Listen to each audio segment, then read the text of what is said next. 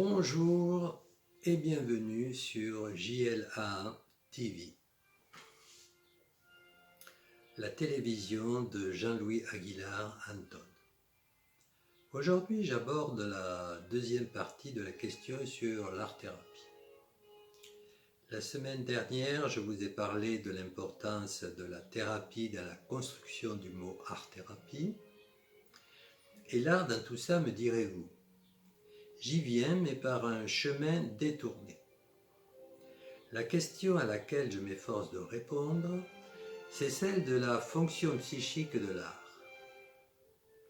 J'entends beaucoup parler que l'art a force de loi, qu'il est de fait thérapeutique, qu'il soigne et même qu'il guérit.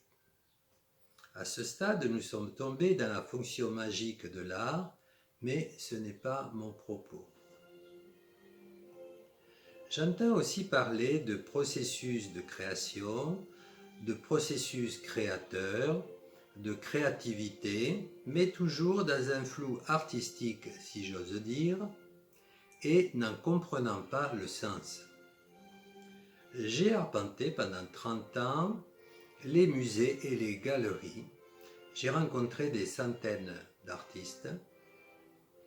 J'ai posé inlassablement mes questions sur l'art, la création, et en particulier celle-ci: que représente la création pour vous?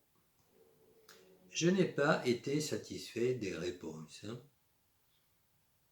Et de manière obsessionnelle, je n'ai cessé de ressasser la question: mais quelle est donc la fonction psychique de l'art? Je vais essayer d'y répondre. L'art est un puissant médiateur qui permet l'expression et la révélation de soi. Et malgré ce qu'en pensent les artistes, en s'appuyant sur le phénomène de la catharsis, l'art ne soigne pas. Dans le processus artistique, il y a donc, pour moi, deux phases qui me permettent d'identifier la fonction psychique de l'art. La première phase, je l'ai appelée la fonction de révélation, expression et révélation de soi, la catharsis aristotélicienne. Dans la deuxième phase, c'est la fonction de fixation, le symptôme théorisé par Lacan. Symptôme qui s'écrit S-I-N-T-H-O-M-E. Rimbaud disait « je fixais des délires », c'est fixer qui définit la tâche du poète. Il ne croyait pas si bien dire, puisque le délire est partie intégrante de l'acte créateur, et qu'il termine en nous parlant de la fixation chez le poète, mais que l'on retrouve chez tous les artistes. Je dirais ceci en conclusion: depuis qu'Homo sapiens a commencé à orner les grottes dans une plastique de décoration, de spiritualité et ou de chamanisme, l'art accompagne l'humain dans sa destinée tout au long de l'histoire de l'humanité et en particulier pendant l'Antiquité pour les civilisations grecques et romaines. Dans l'observation qu'en fait Aristote, il met à jour la catharsis en tant que purge des passions, des pulsions, catharsis reprise ensuite par Freud dans l'exploration de l'inconscient.